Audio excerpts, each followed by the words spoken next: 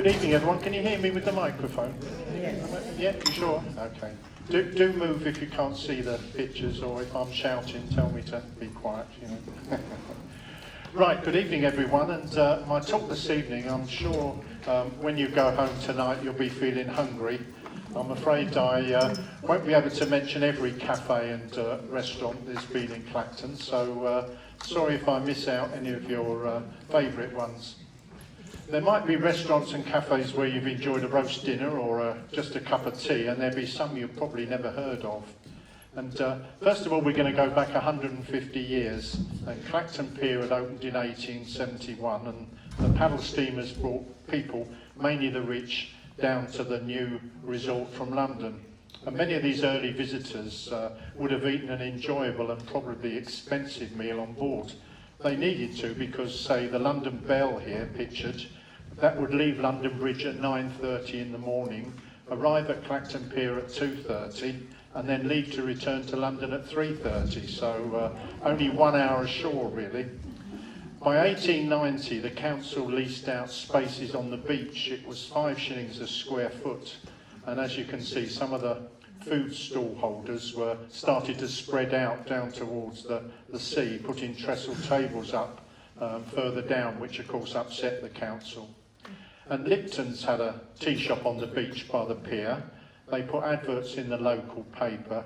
The ladies that look happy and healthy in the middle there, they're drinking Lipton's teas, and the ladies on the right who are looking a bit miserable, that's because they're not. And she's saying, we must use Lipton's tea after this. More day trippers came by train, and the beach next to the pier, I mean, that looks really amazing, doesn't it? It's really packed. There's no room to sit down at all.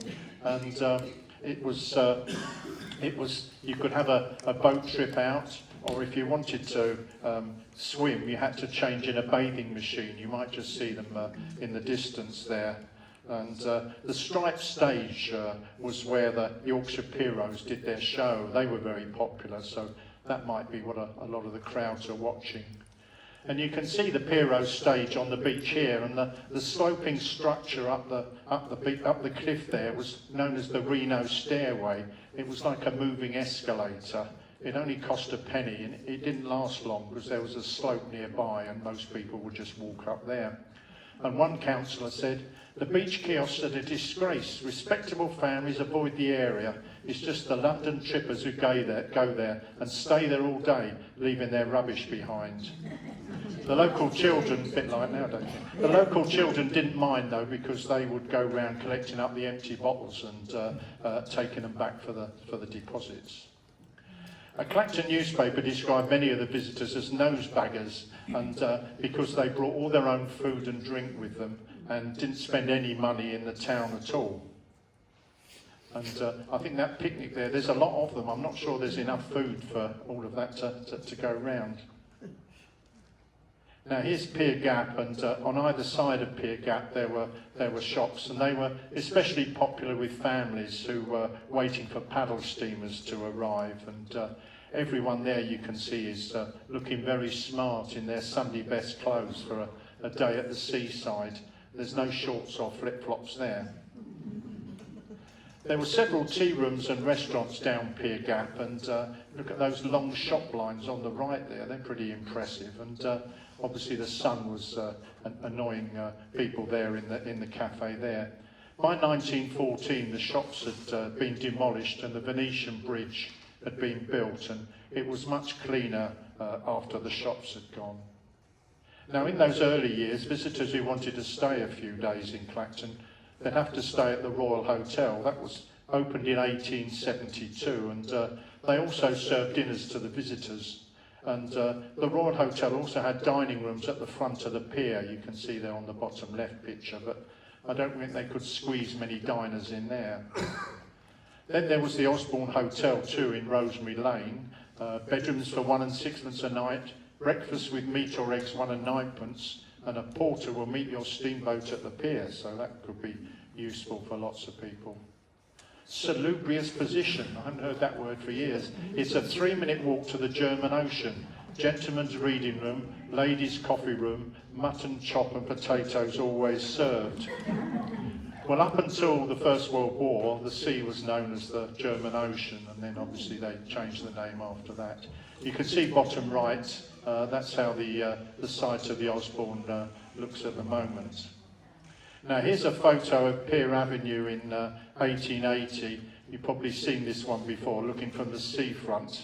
And the railway didn't come to Clacton until 1882, so any visitors would have to come to train to Wheelie, and then would get a horse and cart, a rather long and bumpy journey down to Clacton. The building by the Red Arrow there, that was the town's public hall, built in 1877. And there was a newspaper office, a few greengrocers, a chemist, but no restaurants in Pier Avenue. The Royal Hotel had a monopoly. But by 1890, Pier Avenue had developed, and restaurants and dining rooms were popular, especially in the summer months. I love the hats everyone's wearing, and there's no traffic to worry about. There's a policeman on the right, and there's a young newspaper seller on the left there behind those people standing there. And you can see the public hall again, the tall building on the right. One of the first restaurants in Pier Avenue was Davis's restaurant, and you can see the staff outside. They're looking very serious. They look a bit more like bouncers than staff. And a large dinner with 2 veg was £1, and a tea, roll and butter was 5p. And if you wanted shrimps, it was an extra penny. And nowadays, Charnelli's is on the site, and the ironwork on the balcony looks much the same, which is good. You can see a sign for dining rooms on the right here, and that was Foyster's restaurant. And on the left, the Criterion, that's got a large banner hanging outside. And there's a young boy there staring at the cameraman, wondering what's going on. In 1901, the Criterion was Appleby's dining rooms, and the owners had great names, like Bacchiarelli and Mastaglio. And they provided accommodation for cyclists, where they could have a wash and brush up for 2p. This cycling group on the right, they come from Wanstead. They look very smart. I don't reckon they needed a wash and brush up, but down the bottom there it says, we guarantee a good English dinner of best quality, £1 and 1 and 6. And these Pier Avenue restaurants, they weren't allowed drinks licences, and so they catered for schools and choirs and factory workers on their outings. These were known as bean feasts. In 1898, 150 carpenters from Johnson's of Clapham enjoyed their annual bean feast in Clacton. After a splendid meal at Appleby's, they indulged in boating, long walks and breathing in the fresh air on the cliff tops. And of course, London was so polluted and smoky. That was why many groups of London people came down to Clacton for the fresh air and the walks along the cliff top. And Appleby's also hired out carriages and would meet visitors at the railway station at Wheelie or Colchester or Clacton. And some of you bottom right might remember their Appleby's when it was a removal business. By 1925, William and Alberto Anselmi ran the Criterion and the Gaiety next door. Sorry, George, sorry. Yep, sorry. There's a car blocked in the car park. Oh, sorry. And that's all right. No, go on. I'll come back here and read it in the light. It's whoever owns it, if it is someone here, it might be anyone here, of course. It's a black Vauxhall KY17EYN.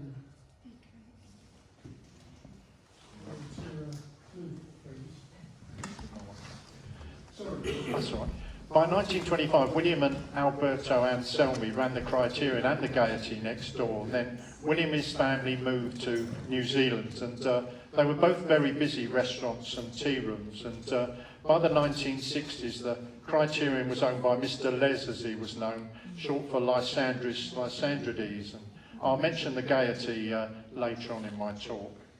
It was outside the Criterion that many children had their photos taken on stuffed tigers and goats by the street photographers. And in the middle photo there's a live monkey. On the other side of Pier Avenue was Henry Foyster's tea rooms, and it opened in the 1890s. And there's Henry Foyster with a splendid sort of wax moustache. And he played an active part in the town's life, and we'll come across him later in my talk. And Foyster's claimed they had the finest balcony in Clacton with a sea view. I reckon if you just look round the corner you might spot the sea. Henry Foyster upset Clacton restaurant workers by only employing staff from Liverpool, and when Sir Edgar Warren came down from London, he visited Foyster's and he complained he couldn't understand what any of the staff were saying to him. Foyster printed his own book of photos and a guide to Clacton-on-Sea, and I always thought the cover said oysters until one day I noticed that beautiful F on the left there, sort of an illuminated F.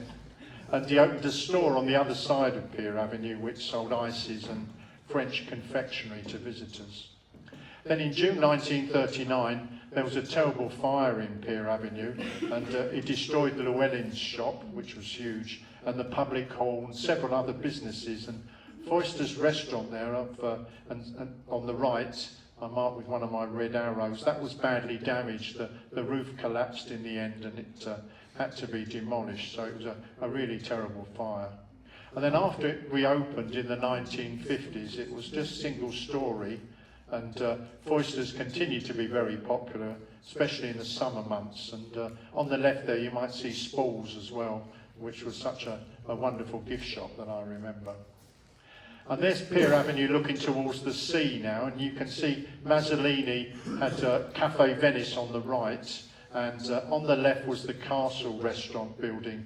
It's still there nowadays, but it's no longer a restaurant. And the building next to Mazzolini's Café Venice, you might just make out 6.5 written there. Well, that was a bazaar, and everything was 6.5 pennies, which seems a strange amount. And then we're looking down towards the sea. And the Castle restaurant was a very tall building. You can see it was built in 1900, and on the corner was a bank back in those days, and nowadays it still is, the NatWest Bank. And by the large flower pots you might see by the young boys there, that was the underground toilets that many people may remember. It was there for a long time. And there's the Castle restaurant behind the tree, and looking rather splendid. And next door is Clacton News, and there's small writing upstairs. It's got Customs and Excise office up above the Clacton News shop. The restaurant was run by Mr. James Child, and there he is standing outside his restaurant with his dog, and a few letters have fallen off of his window signs. James Child was a very keen photographer. We've got quite a few of his photos in our museum, and that's his dog there on the right, hoping to get an ice cream, and that was taken outside the castle. And here's an upstairs dining room at the Castle restaurant. An interesting story I found out was in December 1917 there was a potato shortage in Britain, and a government food order said that restaurants had to have one meatless day each week and 5 days when potatoes were not served. You could do anything at home, you could eat potatoes every day, but restaurants won't be allowed. And a news report said P.C. Brown visited the Castle restaurant and walked upstairs. There behind a curtain he found 5 men eating a meal of beef, peas and potatoes. He told the court that potatoes had been served on every day that week, and so arrested Mr. James Child, and he was fined 10 shillings, so that's, I suppose he didn't think he'd get caught perhaps.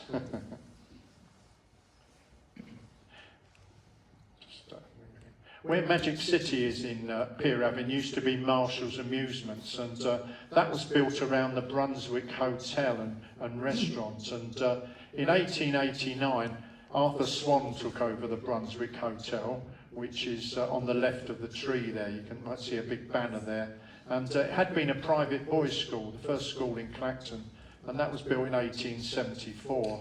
And it was another restaurant that welcomed large groups for their annual bean feasts. I like the advert at the bottom there. Best beef dripping for sale. Apply the side door, Brunswick Hotel. That seems a bit dodgy to me. Sounds a bit like Del Boy was working there or something. And here's the Brunswick Hotel's best meal that was offered to large groups. It was 4 and 6pence. That's about 22p in modern money. There's tomato soup first. The fish course was boiled turbot and anchovy sauce, and then you could have roast beef and Yorkshire pudding or roast lamb and mint sauce. 3 vegetables in season, stewed fruits and fruit tarts, and then cheese. So very nice, all for 4 and 6pence. I suppose we could still have roast lamb and mint sauce nowadays, of course. Now there's a view from the Castle restaurant. It's showing the Criterion restaurant, and by my red arrow is the Gaiety restaurant. And back in 1912 it was owned by the Mazzolini, and then in 1920 Paolo Anselmi bought the Gaiety, and his brother came over from Italy to run the kitchen, and their wives Billy and Ella organised the front of house. And it was a really busy restaurant. And as I said earlier, the family bought the Criterion next door. And in World War II, the Criterion were used by the army as a NAFI canteen. After the war, Albert Anselmi was joined by his son Peter, who took over in 1960. And the stalls outside the restaurant selling rock and ice cream and sweets, they made just as much money as inside the restaurant. And you might just make out the Gaiety there in this carnival photo. It's a big procession going up Pier Avenue there. Here's part of a 1950s menu at the Gaiety. In the drinks there you can see you can have Oxo and a biscuit, that was 4pence.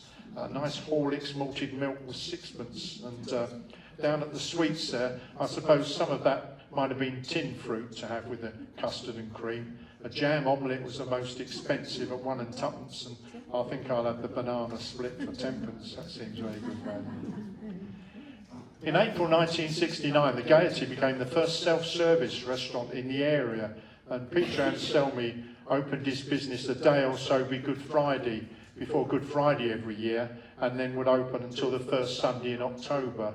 And so many other restaurants like that would close in the winter months. And Peter would always pay his staff on a Sunday. He said if he paid them on a Friday, they'd all go out for a drink and then not come into work on the Saturday. So that was rather clever.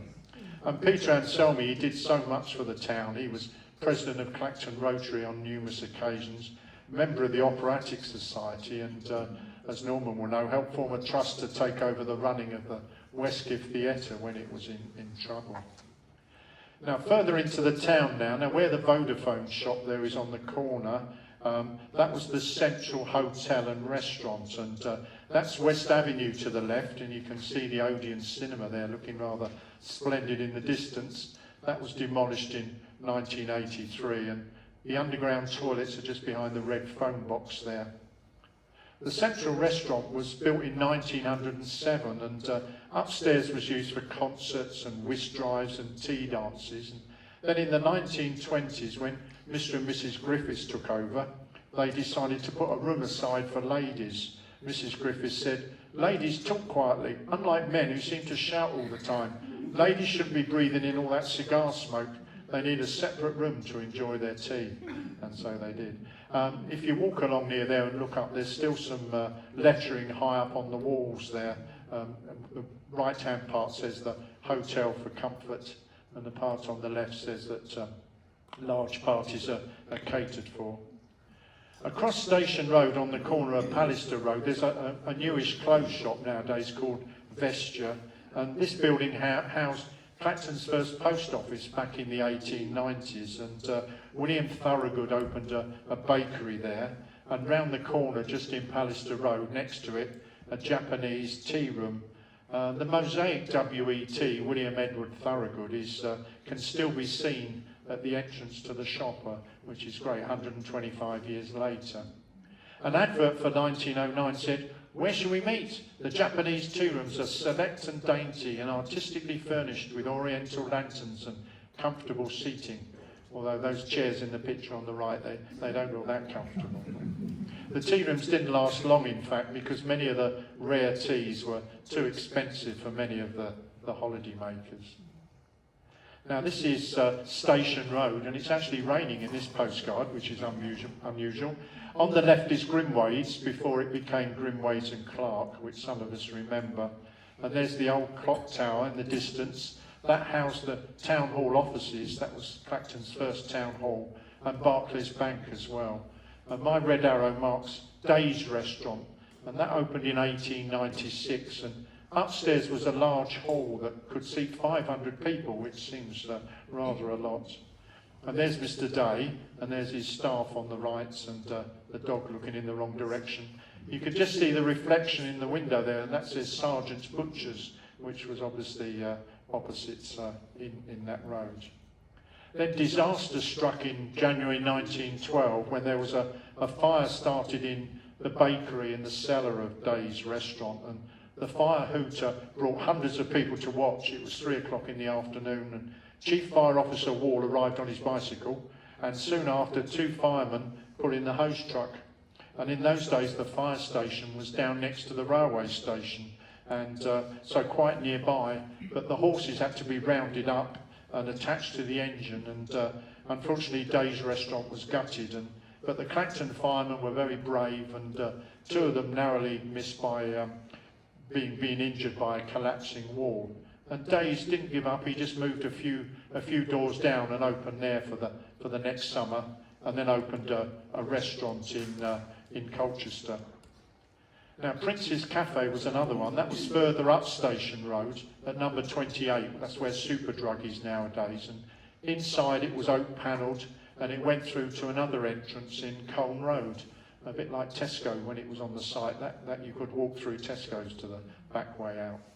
And George Gardner had been Clacton's first police sergeant back in 1890, and when he retired, he ran the Prince's Cafe.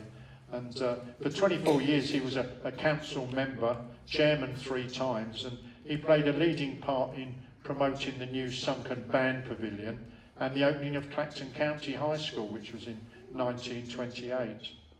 And George Gardner made sure that the Prince's Cafe was a welcoming place for ladies to have their lunch.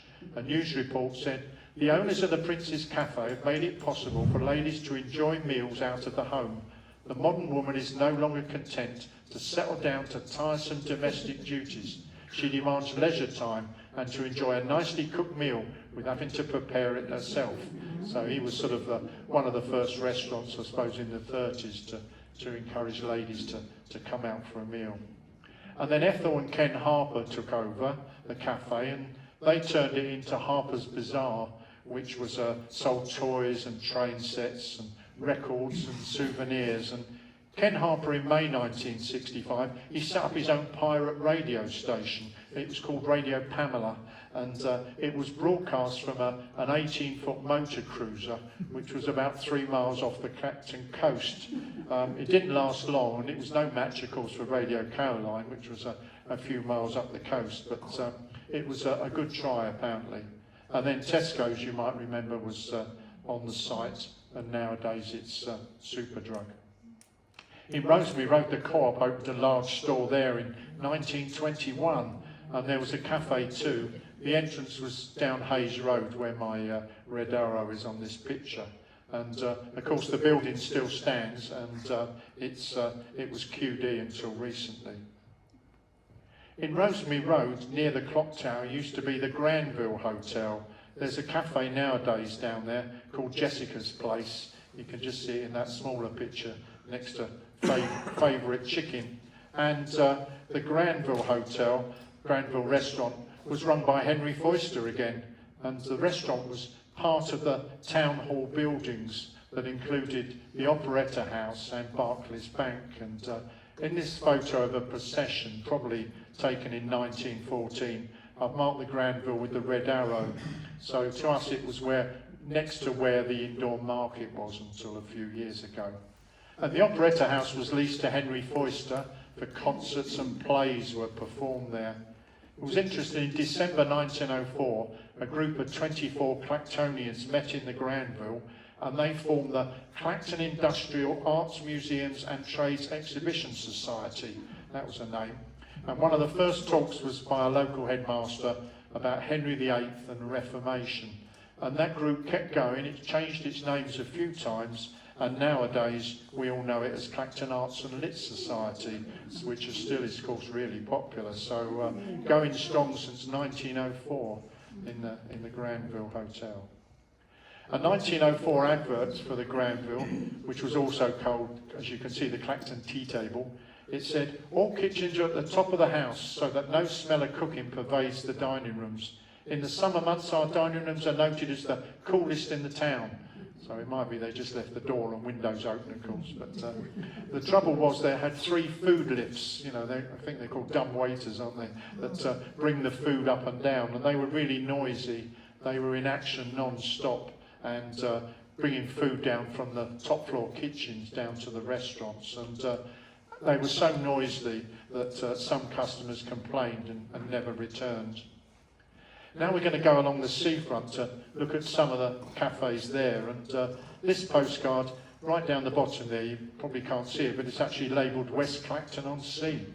And the first structure you can see was in fact called the Jetty, built in 1899, and it was built for unloading building materials, but it was never used much, and eventually it became an amusement pier and was there until 1939. And then past the Jetty, you might just make out a sewage outflow, and in the distance is Clacton Pier. And this part of Clacton, West Clacton, was really busy. It was known as the West Clacton Estate, and two of the developers we've already met, George Gardner from the Prince's Cafe and Henry Foyster. And it was very busy. There were 5 cafes, 4 miniature golf courses, I suppose we call them putting greens nowadays, 3 campsites, as well as boating lakes and a car park. And here's one of the boating lake cafes. It was in the area bought by Billy Butlin in 1935 or so, and eventually some of the land became his holiday camp there. Another one nearby was Baker's Cafe, which had seating upstairs. It looks rather splendid, in fact, and looks very nice. There's a display of Clacton Rock there in the centre behind some of those chairs, and it's near here nowadays that, or roughly nearby, that the Greensward Cafe is nowadays. Now, near Clacton Pier nowadays is the Martello Lounge, and there used to be 4 cafes and shops in the building there. So on the right there, it looks like high tide in this photo as everyone's sort of staring over the top of the prom into the sea. In the distance there, you can see the Martello Tower, and next to it was a building called the Palace Theatre, Palace by the Sea. So on the right there were 4 cafes and shops. They had exciting names. They were called number 1 shop, number 2 shop, number 3 shop, and number 4 shop. But many families would take a tray of teas down onto the beach. And some of you may remember the Atlanta restaurant, and that older building has been replaced in the 1960s, and you can see, I think that's the Viking Saga there, waiting for passengers, and the beach looking quite busy. Right in the distance there, a Punch and Judy. And the Atlanta had a continental balcony and advertised the restaurant with the finest view on the coast. I wonder if they had problems with seagulls in those days, because we often do nowadays when we sit there. In the summer months, the Atlanta put on entertainment with local stars such as Lenny Blease and Phyllis Coleman. I spelled Phyllis wrong there on the left. And then it turned into the 101 discotheque with groups like Mungo Jerry and Hot Chocolate. Down the bottom there, it's got top DJs rock on with summer sounds at 75 every night of the week. And they still serve food as well with their sort of music nights. Just stopping off at the pier on our journey, and in the 1920s, Ernest Kingsman and his wife Ada bought Clacton Pier, and one of the attractions they built was the Blue Lagoon Lounge there on the left of the pier, and it had the latest American soda fountain, which apparently brought in crowds, and it was so popular they had to build backwards. They built a restaurant and a tea room behind that Blue Lagoon's Lounge there. You can see an advert there for skee ball, which was like a bowling game, and for the Pier Theatre. And then in 1934, the new Blue Lagoon dance hall opened on the right-hand side of the pier. It had an excellent dance floor, and with room for 750 couples to dance. And again, it was very popular for afternoon teas and evening meals. There's a lovely picture of the Blue Lagoon lit up at night. We've got one of those blue glass panels in our museum in Clacton Library. Now, up on the corner of Pier Avenue nowadays is a place called Tom Pepper's, and it's one of the original buildings built in 1876. They were called Clarence Villas, and they were nicknamed the blockhouses, though, because they were so sturdy. And by 1886, the building on the corner was the Clarence Restaurant, just for a little while. Then in the 1930s, it was Corner House Cafe, Pier Avenue here looking very quiet, and some people are just strolling along, and I love that picture. And you can see Corner House Cafe there on the left. And there's Nuttall's Corner House again. It was very popular as a fish restaurant, and later a restaurant upstairs was called the Happy Haddock, which I think is a great name. Then in 1974, Reg Brown opened the last cast there, named after his love of fishing. And the advert says, "Come for a drink after the show, only 2 minutes up the hill on the left." And that would have been from the pier, probably from the Ocean Theatre, where there was always shows. All the stars used to go in there. Dick Emery, Leslie Crowther, Des O'Connor would always come into the last cast, and Reg would cook them his special. He called it Clacton fish and Frinton chips, and that was always very popular. And then outside Reg Brown's there was always lots of snacks, from hamburgers to toffee apples, or you could go across to Tubby Isaac's for some jelly deals and shellfish.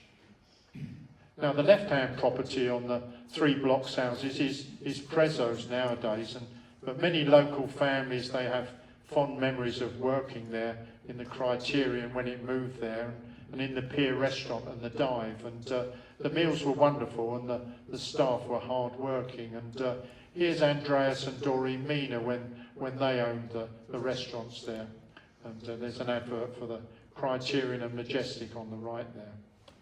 Now we're moving along the coast now up towards Holland-on-Sea, and there used to be 5 pavilions on the beach. And in 1925, Walter Johnson opened the Fiddlefish Cafe on the beach. It was on the Empire Cliff Estate. He'd leased the beach for 21 years, and so holidaymakers had to pay to go on that section of the beach in the summer. And evening bathing could be enjoyed because some of the nearby beach huts had electricity. And Fiddlefish apparently was the nickname for a skate. And here's the pavilion on Lily Farm Beach, and again it was very popular, had bathing huts or bathing buildings to change into. And there's just a little hut in the middle there, you probably can't see the name, but it's got the name of the swimming instructor, which is R. Gamble, which sounds a bit dodgy. There were 5 beach pavilions altogether, and during World War II, some had concrete pillboxes built within them, and after bad storms and the war, there was only 1 beach pavilion left, and it was known to many locals as Café on the Stilts, and it was on the beach below Queensway, and that was finally demolished in 1984. Now the Hunter's Moon Cafe, you might not have heard of, that was on Marine Parade East, on the corner with First Avenue. And nowadays Heseltine Court, sort of modern accommodation, is there on that spot. And again it was a busy place, selling ice cream and beach items, and was a popular cafe for breakfast for caravanners from Valley Farm.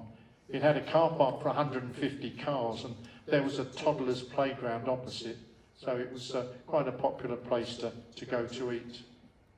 It eventually was turned into a showroom for new Triumph cars and then sold to Candor Motors. The photo on the right, that shows members of the Bonds Mini Car Owners Club stopping off on a rally to get food and petrol. And further along Marine Parade East on the corner of Lyndhurst Road was the Cliff Cafe. Now this was next to, that's East Cliff playing fields, the grass there just next to the modern building. And that was also a very popular cafe, had nice outdoor seating, and also they had ponies there, which would trot down from Turpin's Avenue or Burrs Road each day, and that was another reason that children liked to go there, of course. Now I've been talking to visitors at our museum and to some of you about the cafes and restaurants that you especially remember. And these aren't in any particular order, and I won't be able to mention all of them, but here's some of them.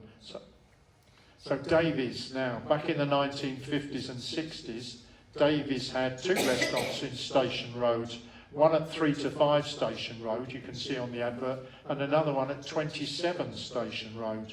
And at number 27, that was Davies' Embassy Restaurant, and there's the staff on the left there waiting to serve you. The group photo on the right was taken in 1954, and that's Mr. and Mrs. Les, the owners. They're facing the camera, and the young girl on the right in the school blazer, that's one of our members, Anne, and so that was she sent me that photo.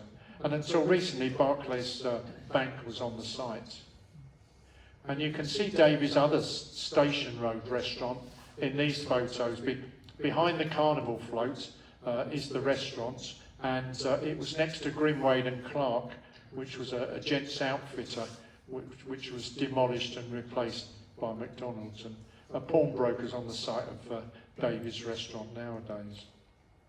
In August 1964, the Sunday People went around Britain looking for the best 4 and 6 months lunch. So that's 27.5p in modern money.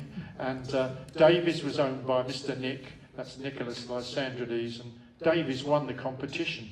And the judges said the restaurant was spotlessly clean, the crockery unchipped, the cutlery modern, and the staff were quick and cheerful and efficient. And you might think, well, what did they eat then? Well, they ate a deep bowl of hot, strong kidney soup, served with as much bread as you could eat, tasty roast lamb and mint sauce with cabbage, and boiled and roast potatoes, jam roll and custard. Tea was 6 extra, but they only had the one vegetable really there, didn't they? Cabbage.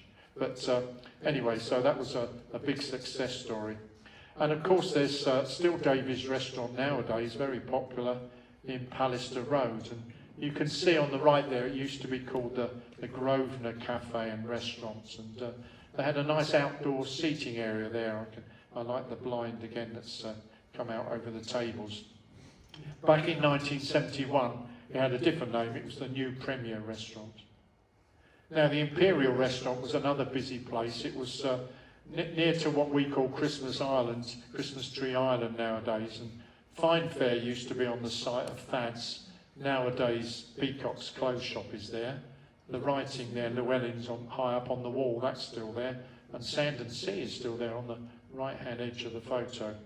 But the Imperial Restaurant was a very busy place, a steakhouse, and it was run by Mr. X, as he was known, Xenophon, and he'd been at the Embassy Restaurant, and I think he opened the Imperial with his brother Michael in about 1960s. And the steak there apparently was always excellent, and so was the entertainment apparently. Lots of dancing. It was always lively there. And there's Mr. X, Cleo and George in Cyprus in 2010. And nowadays it's Geo's Fish Bar, as you can see on the right in that photo. And there's another picture of Fad's and the Imperial. Now the Aberdeen Steakhouse, that was in Station Road, and there it is next to Granada TV and Radio. Nowadays the Buffalo Cafe and Takeaways there, so I think it's quite near the taxi rank. And before the Aberdeen, it was called the Cascade Restaurant, and it was owned by Mr. Nick's Lysandrides. And there's Tooks Bakery, I remember that, a few doors away. And there's a bit of a traffic jam outside the Cascade there. There was a cartoon mural on the walls of the Cascade, and you can see part of it behind the happy waitresses there posing for the photos.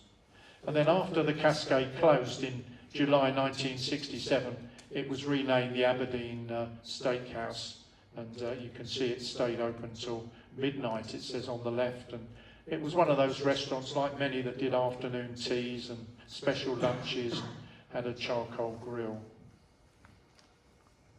Then in Pier Avenue was the Trocadero, and it was very quiet in winter months, but busier in the summer. On the left is Thacker's Greengrocers, which was a wonderful shop, and then the Trocadero, marked with my red arrow, and next to it was one of Sutton's coach garages. I'm afraid I can't find a better photo of the Trocadero, but I know some of you might remember going there, and nowadays Boots the Chemist is on that site. And then after the Trocadero, the property became the Melba Restaurants, and next to the Melba was an alleyway behind those ladies there, and that could go through to the back entrance to the Marine Hotel. And Thacker's Greengrocers again on the left of the left-hand photo. By 1978, it was the Pizza Parlour, and there's a Sutton's double-decker bus parked outside. I think it was owned by George Sirott then in those days, and it lasted a few years. And then Cordy's, of course, it was on Marine Parade East, opened in 1934, and so it was owned by the Cordy family, and they opened 2 more restaurants in Felixstowe too. Herbert Cordy is on the left of the group photo there, and he was manager. And then in 1936, he applied for a licence to sell alcohol. He told the committee, if customers ask for a beer to have with their lunch, my workers have to cycle to buy it from an off-licence in Rosemary Road, sometimes 30 or 40 times a day. The beer's badly shaken up during these trips. Sometimes a party of 100 in for lunch might all ask for alcoholic drinks. So you imagine half the staff cycling up the road all the time, and the off-licence doing very good business. Well, eventually they gave him a licence, but there was lots of objections, especially from the Royal Hotel, because Cordy's took a lot of business away from them. But eventually they were granted a licence in the 1930s, and only for the summer months, and only if you had a drink with a meal, no bar in there.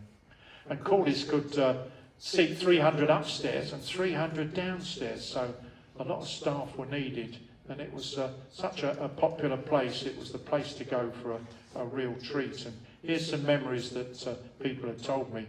Amazing chocolate eclairs and crusty rolls. Cordy's was the place to go for a treat. Mrs. Cordy was in charge. She'd welcome people by the door and used to work the waitresses hard. I had to be on my best behaviour when with my nan. I found out what a fish fork was at Cordy's. Stretched white tablecloths, gleaming cutlery and smartly dressed waitresses. Walking through the revolving doors and seeing that fresh bread and cakes, Cordy's was like being in heaven. So it certainly was a place to bring back memories. In our museum we have a sign that used to be outside Cordy's. Sometimes the queue of customers waiting to go in would go right up the road and round the corner. We've got a range of items as well from the restaurant in our museum, and from cutlery to coffee pots and teapots and milk jugs, and all with the name Cordy's on, so that's quite special. And many people remember the children's parties there, especially at Christmas time, and plenty of fun and games, and cakes and jelly and ice cream, and good fun.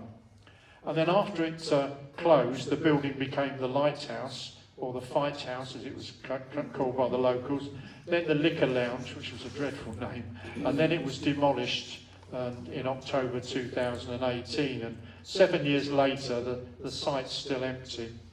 There have been various plans submitted over the last 5 years or so, including this one for a 5-storey building with a restaurant and bar on the ground floor and underground parking. So we wonder if that will ever happen.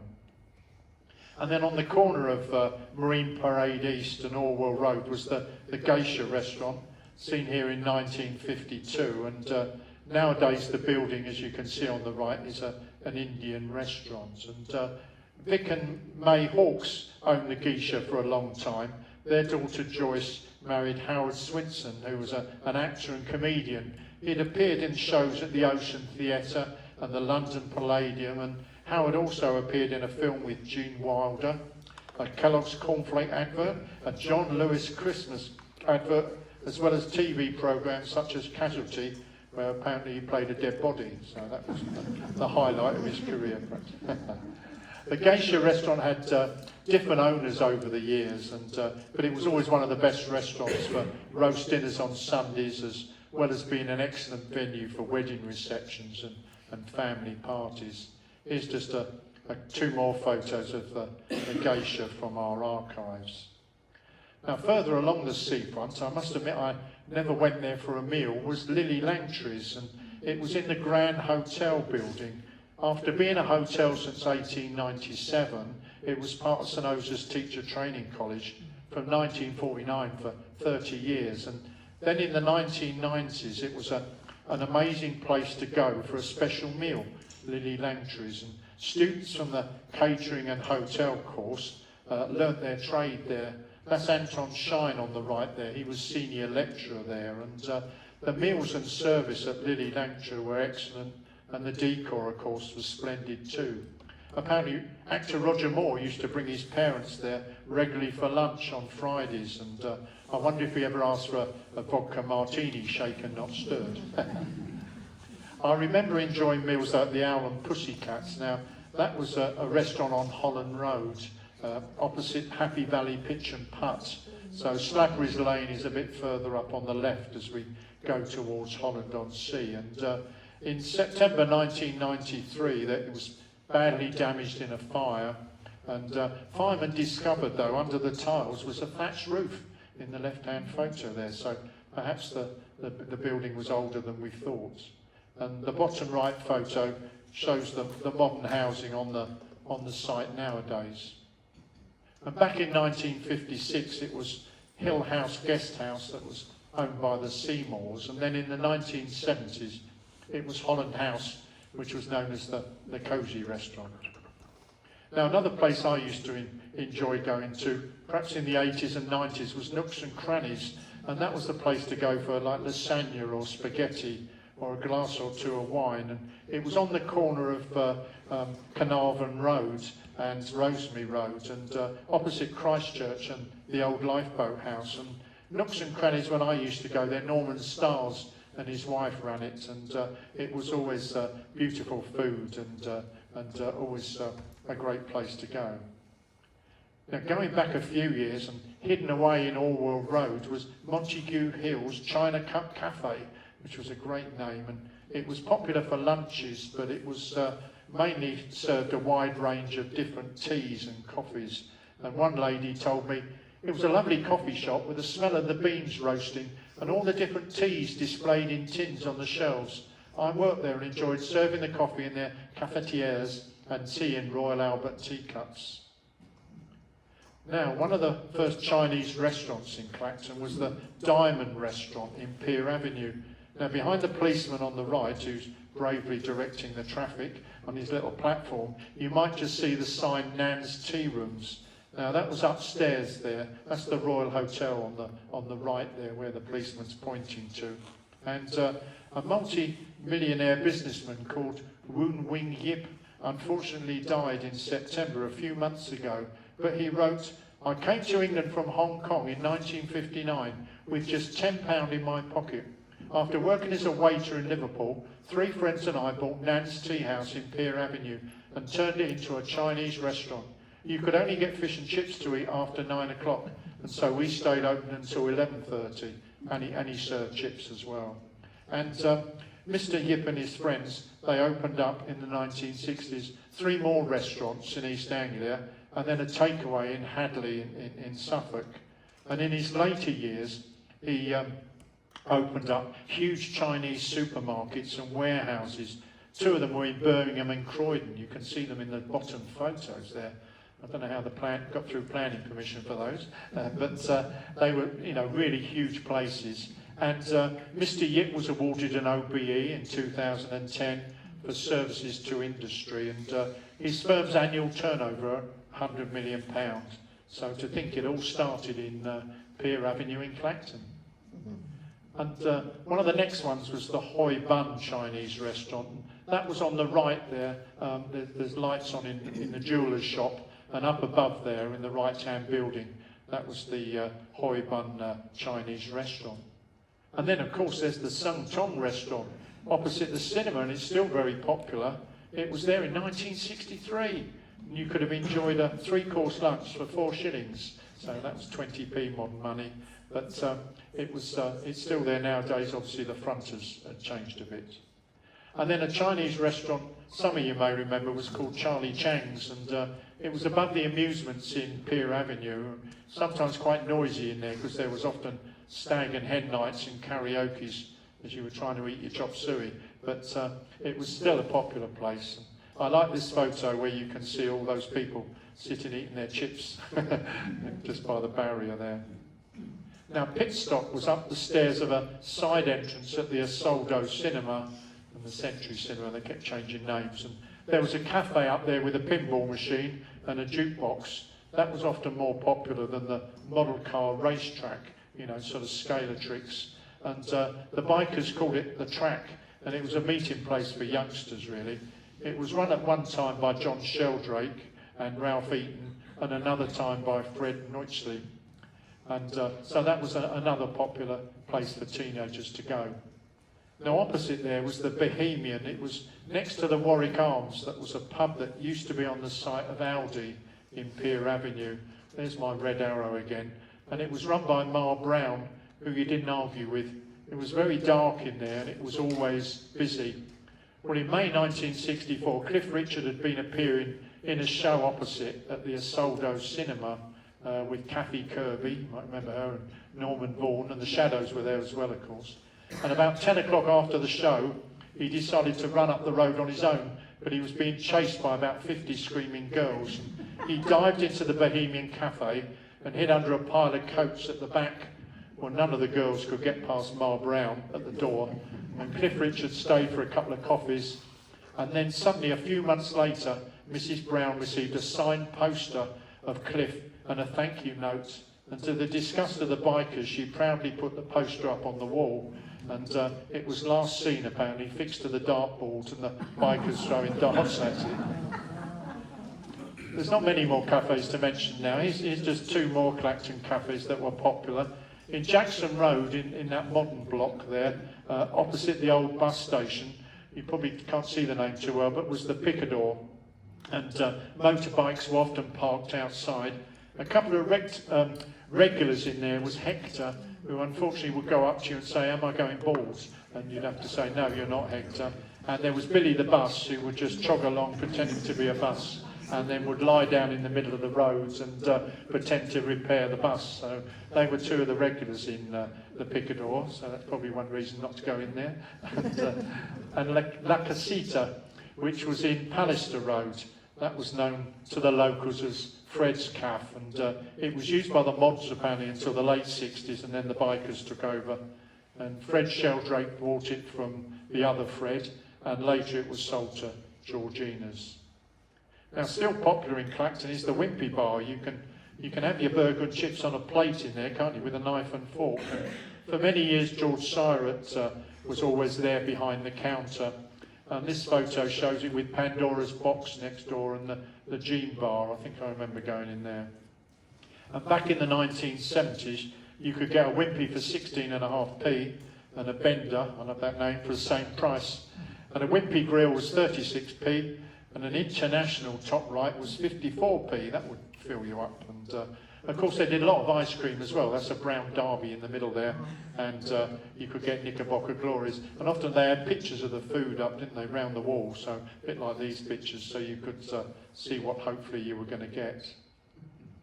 Now, McDonald's is still there, of course, in the town square, and it was back in 1983 that plans were drawn up for the restaurant. And we say 1983 as if it was the other day, and of course, what is it, about 42 years ago. And upstairs at McDonald's was an area for children's parties, but I think most children prefer to have their party at Magic City with Baz the Rabbit.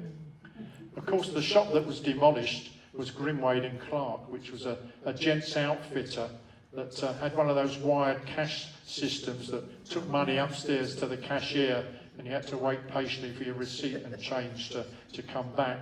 I always liked the sign on the left there. It said Hosier's, because I think I told you before, I always used to think that was a shop that sold hose pipes, until I was told it wasn't. One of my family's favourite eating places was Romano's Italian Pizza House. It was in Rosemary Road. It's not there nowadays, but it opened in 1978 and had a brick-built pizza oven, and Dominic used to run it. It was the latest thing, a pizza oven. But I remember there was a large fish tank inside, and the special dessert called Chocolate Charlie, which really was just a huge plate piled up with chocolate and cream and ice cream and a big spoon to eat it with. So memories there of Romolo's. Now just a few more to go now. Now Nat's in Station Road, that opened in 1936. It was Napolitano and Rossi, and it was a meeting place for teenagers, but everyone was made welcome. Music was always playing on the jukebox, but that was often drowned out by the noisy espresso coffee machine. And some of you may remember behind where those youngsters are sitting on the left, there was a mural of the Bay of Naples and red padded chairs in there. And here's some memories told to me. There were red and chrome chairs to sit on and a mini jukebox on the wall. I met my future husband in Naps. I dropped ice cream on his best suede shoes. I would have milk and a dash. My mum had hot blackcurrant. Frothy coffee at Naps was wonderful. At home we only had that camp coffee. That was in that funny bottle.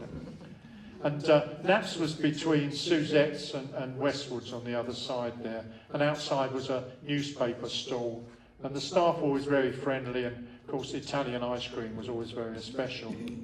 There's Mr. Naps behind the counter, behind the steam, and he was always busy but found time to chat with his customers. If he thought there might be trouble, apparently he would pick his broom up like that, and everyone knew to stop arguing.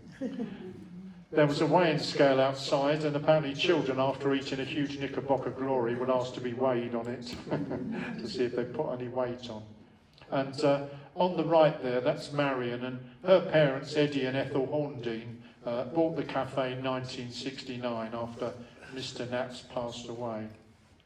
In 1938, Gilson Brown opened the Milk Bar in Pier Avenue, and there was an exit in Jackson Road at the back, so that was handy for people waiting to catch a bus. And again, it was a popular place to go, not just for milkshakes, but for lunch as well.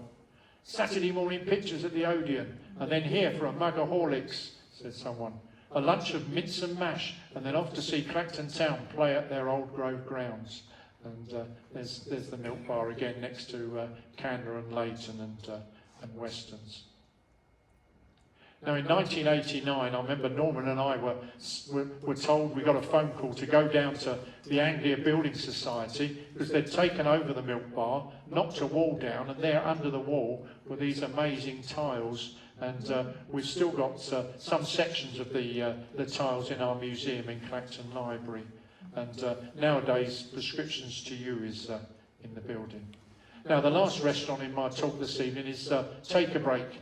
Now, Take a Break was upstairs in a rather modern arcade, really, in Pier Avenue. And look, a four-course lunch, 60p there, and in the 1980s when June and John Mason owned it. And it was, again, an exciting place for youngsters to go. They could look out the windows over the street below. Lovely toasted tea cakes. The excitement of running up the spiral staircase to get to Take a Break. Steakwich and a bowl of chips to share with my nan. You could be nosy looking out over the street below. So I think I'm going to finish there, and I hope you've enjoyed our look back in time at some of Clacton restaurants and cafes, and now you're probably ready for a cup of tea. Thank you.